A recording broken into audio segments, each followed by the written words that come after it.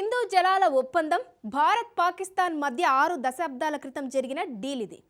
ఒప్పందం జరిగిన ఇన్నేళ్లలో పర్యావరణ పరంగా, భౌగోళికంగా, రాజకీయ పరంగా చాలా మార్పులు వచ్చాయి. వాటిని పరిగణలోనికి తీసుకొని ఒప్పందాన్ని సమీక్షించాలని భారత్ ఎప్పటినుంచో డిమాండ్ చేస్తుంది. ఇస్లామాబాద్ మాత్రం సింధు జలాల ఒప్పందం సమీక్ష విషయంలో ముందుకు రావడం లేదు. దీంతో భారత్ వ్యూహం మార్చింది. నాడు ఇరు దేశాల మధ్య ఒప్పందం కుదిర్చిన వరల్డ్ బ్యాంకును రంగంలోకి దించింది. ప్రపంచ బ్యాంకు తటస్థ నిపుణుడిగా మైకేల్ లీనోకు బాధ్యతలు అప్పగించింది. అతడే ఇప్పుడు సుదీర్ఘ వివాదానికి ముగింపు పలకబోతున్నారు. ఇంతకు భారత్ పాకిస్తాన్ మధ్య దశాబ్దాల వివాదానికి ఎలాంటి ముగింపు రాబోతుంది? తటస్థ నిపుణుడిగా మైకేల్ లీనో వివాదానికి ఎలా ముగింపు పలకబోతున్నారు?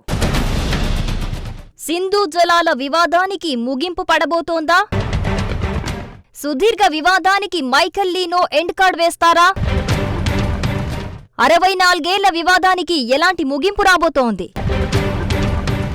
ఎక్కడ నెగ్గాలో కాదు, ఎక్కడ తగ్గాలో తెలిసినోడే గొప్పోడు అనే డైలాగు చాలా పాపులర్. కానీ ఎక్కడ పడితే అక్కడ తగ్గాల్సిన అవసరం లేదు. పోనీలే అని జాలిపడితే మనల్నే ముంచేసే రోజులివే. ముఖ్యంగా పాకిస్తాన్ వంటి ఉగ్రవాద దేశంపై అస్సలు జాలి చూపించకూడదు. తగ్గడం గురించి అసలు ఆలోచించనే కూడదు. ఇది మోడీ ప్రభుత్వానికి పక్కాగా తెలుసు. అందుకే ఆ దేశాన్ని ఒక్క తూటా కూడా ఖర్చు చెయ్యకుండానే దారికి తెచ్చుకుంటోంది. పెద్ద నోట్ల రద్దుతో ఉగ్రవాదానికి, ఆర్టికల్ 370 రద్దుతో కశ్మీర్ విషయంలో పాకిస్తాన్ ఆశలకు గండికొట్టిన మోడీ సర్కార్ శత్రువు మైండ్ బ్లాంక్ చేసే ఏ ఒక్క ఛాన్స్ ను వదులుకోవటం లేదు. గతేడాది 64 సంవత్సరాల సింధు నదీ జలాల ఒప్పందం లెక్కలు తేల్చేద్దామని ఆ దేశానికి నోటీసులిచ్చారు.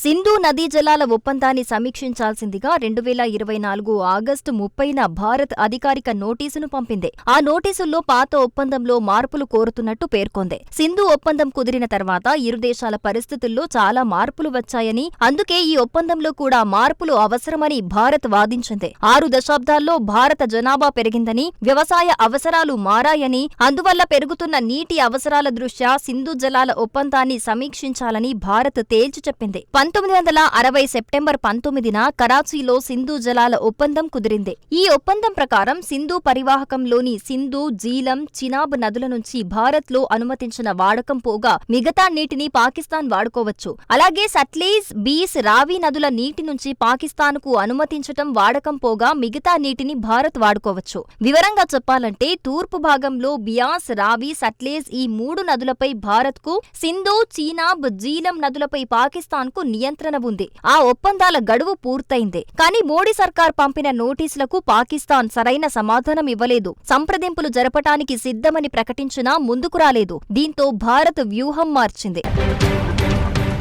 ఎప్పుడైతే పాకిస్తాన్ పాలకులు దారికి రాలేదో మీ కర్మకు మీరే బాధ్యులంటూ యాక్షన్ మార్చేసింది మోడీ సర్కార్. 2024 జనవరిలో చీనాబ్ జలాలను మళ్లించి ఫస్ట్ షాక్ ఇచ్చింది. పాకిస్తాన్ కు వెళ్లే చీనాబ్ నదీ ప్రవాహాన్ని సైలెంట్ గా మళ్లించేశారు. ఊహించిన దానికంటే ముందుగానే పాకిస్తాన్ లోకి నీటి ప్రవాహాన్ని అరికట్టే యాక్షన్ ప్లాన్ రియాలిటీలోకి తీసుకొచ్చారు. కశ్మీర్లోని 850 మెగావాట్ల రాటిల్ హైడ్రో ఎలక్ట్రిక్ ప్రాజెక్టు వద్ద, కిష్త్వార్ జిల్లాలోని ద్రాబ్షాల్లా వద్ద సొరంగాల ద్వారా చీనాబ్ నదిని మళ్లించారు. పాకిస్తాన్లోని నీటి ప్రవాహాన్ని ఆపడమే కాకుండా రాటిల్ హైడ్రో ఎలక్ట్రిక్ ప్రాజెక్టు సుమారుగా 4000 మందికి ప్రత్యక్ష, పరోక్ష ఉపాధిని సృష్టిస్తుంది. ఈ ప్రాజెక్టు 40 సంవత్సరాల జీవితకాలంలో 5289 కోట్ల విలువైన ఉచిత విద్యుత్ ఉత్పత్తి చేస్తుంది. ఈ చర్య ద్వారా పదే పదే మన మీదకు రాళ్లు దువ్వి అంతులేని విషాన్ని దేశంలోకి ప్రవహింపజేసే పాకిస్తాన్కు రక్తం, నీళ్లు కలిసి పారలేవని తేల్చి చెప్పినట్టయింది.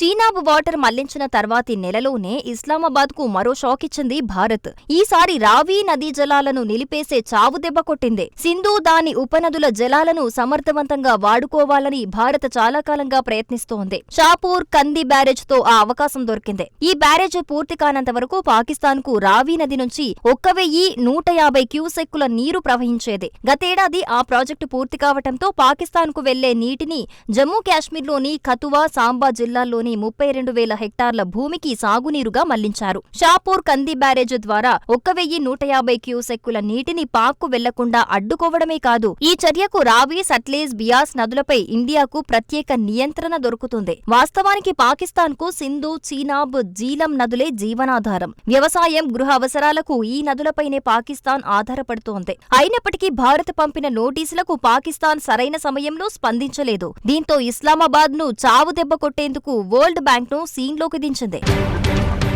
సమీక్షకు రమ్మంటే రానంటోంది. కానీ సింధు నదికి ఉన్న ఉపనదులపై కేంద్ర ప్రభుత్వం పలు జల విద్యుత్ ప్రాజెక్టులను తీవ్రంగా వ్యతిరేకిస్తోంది. దీంతో 1960లో భారత్ పాకిస్తాన్ మధ్య సింధు ఒప్పందాన్ని కుదిర్చిన ప్రపంచ బ్యాంక్ ఇప్పుడు మరోసారి రంగంలోకి దిగింది. భారత్ కోరిన విధంగా 2022లోనే మైకెల్ లీనోను తటస్థ నిపుణుడిగా నియమించింది. ఇప్పుడు అతడినే సీన్లోకి దించింది. జమ్మూ కాశ్మీర్లో నిర్మిస్తున్న కిషన్ గంగా, రాట్లే హైడ్రో పవర్ ప్రాజెక్టుల విషయంలో భారత్ పాకిస్తాన్ మధ్య విభేదాలపై ప్రపంచ బ్యాంక్ నియమించిన తటస్థ నిపుణుడు మైకెల్ లీనో ఇటీవలే ఈ సమస్యను పరిష్కరించే అధికారం తనకు ఉందని ప్రకటించారు. మైకెల్ లీనో చేసిన ప్రకటనను స్వాగతిస్తున్నట్టు భారత్ ప్రకటించింది. సింధు నదీ జలాల ఒప్పందం ప్రకారం ఈ వివాదంలో తటస్థ నిపుణుడికి మాత్రమే విభేదాలను పరిష్కరించే సామర్థ్యం ఉందని భారత్ నమ్ముతోందని విదేశాంగ శాఖ స్పష్టం చేసింది. విచిత్రంగా ఇప్పుడు కూడా పాకిస్తాన్ నుంచి ఎలాంటి రియాక్షన్ రాలేదు. రెండు దేశాల మధ్య ఎలాంటి వివాదంలో అయినా ఒక దేశం చర్చలకు రాకుంటే అది మరో దేశానికి ఫేవర్ గా మారుతుంది. కాబట్టి వీలైనంత త్వరగా వివాదాన్ని ముగించేందుకు పాకిస్తాన్ చర్యలకు రావాలి.